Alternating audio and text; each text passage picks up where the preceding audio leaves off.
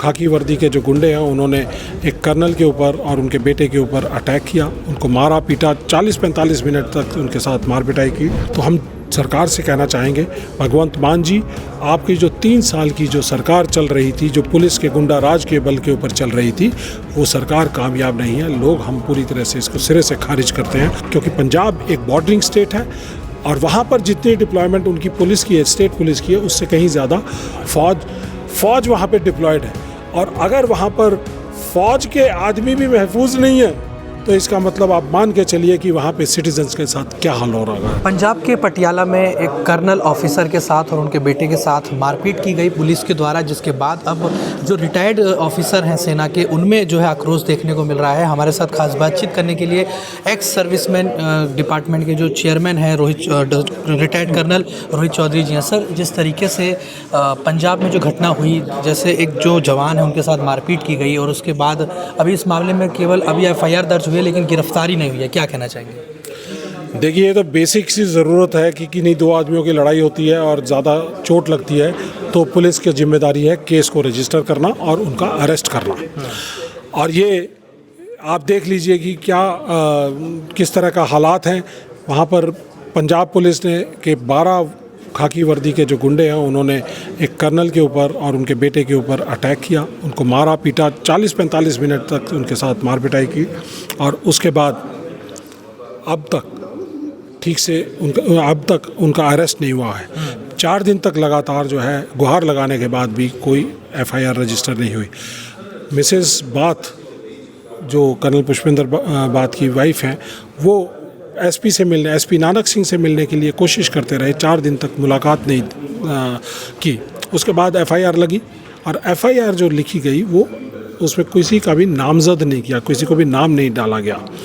और अब जब बहुत ज़्यादा जो प्रेशर आया तो अब उन्होंने कल FIR लॉन्च किए, जिसके अंदर 4 आदमियों के उन्होंने नाम डाले हैं, इंस्पेक्टर्स के, लेकिन उसके बावजूद भी 8 आदमियों के नाम अभी तक नहीं डाले हैं। तो हम सरकार से कहना चाहेंगे, भगवंत मान जी, आपकी जो 3 साल की जो सरकार चल रही थी, जो पुलिस के गुंडा राज के बल के ऊपर चल रही थी, वो सरकार कामयाब नहीं है। लोग हम पूरी तरह से इसको सिरे से खारिज करते हैं और आपसे इस्तीफ़ा मांगते हैं कि आप तुरंत प्रभाव से आप अपना CM शिप का इस्तीफ़ा दीजिए।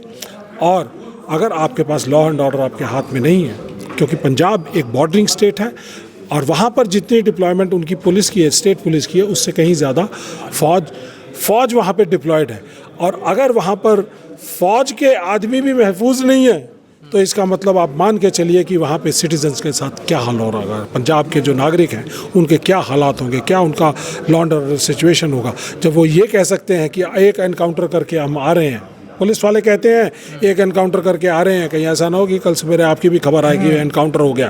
अरे तुम फौज के लोगों को डराने की कोशिश करते हो। हमारे पास 140 करोड़ लोगों का हमारा विश्वास है, पूरे देश के नागरिकों का उनका प्यार है, विश्वास है, उनकी दुआएं हैं, तभी हम कहते सरहदों को महफूज करके रखते हैं। कि हमें दिल्ली पुलिस के खाकी ये पंजाब पुलिस के जो खाकी के जो गुंडे हैं, 12 गुंडे, क्या ये हमें डरा सकते हैं? फौज के जवान को नहीं डरा सकते। हमारे हिंदुस्तान के फौज है, ये इसको नहीं डरा सकते। लेकिन जब वो दिखाया गया, उन्होंने जब मारपीट करी जा रही थी पुलिस के द्वारा, तो उन्होंने अपना आई कार्ड भी दिखाया, लेकिन बावजूद उसके वो मारपीट करते रहे। तो क्या वजह लगती है कि उन्होंने मारपीट करी और उसके जब उन्होंने आई कार्ड दिखाया फिर भी वो रुके नहीं और फिर भी मारपीट करते? लॉ एंड ऑर्डर टूट चुका है। जब नाश मनुज पर छाता है तो पहले विवेक मर जाता है।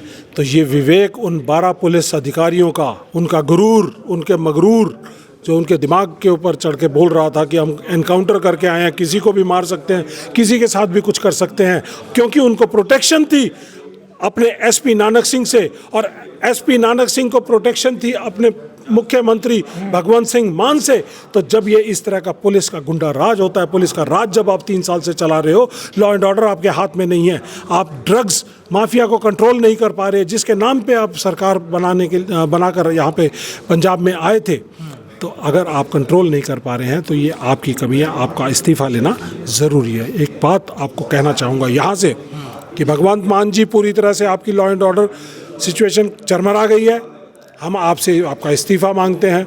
अपने पुलिस अधिकारियों के हमें सस्पेंशन, ट्रांसफ़र ये नहीं चाहिए। इन 12 पुलिस अधिकारियों के खिलाफ केस चाहिए, इनके खिलाफ CBI की इंक्वायरी चाहिए और जो SIT आपने बनाई है उस SIT के अंदर फ़ौज का अधिकारी होना चाहिए और इन 12 के 12 पुलिस के अधिकारियों को तुरंत प्रभाव से अरेस्ट किया जाए, क्रिमिनल एक्ट के अंदर अरेस्ट किया जाए, और यही हमारी आपसे डिमांड है, और डिसमिस किया जाए तुरंत प्रभाव से, ये उनसे डिमांड है।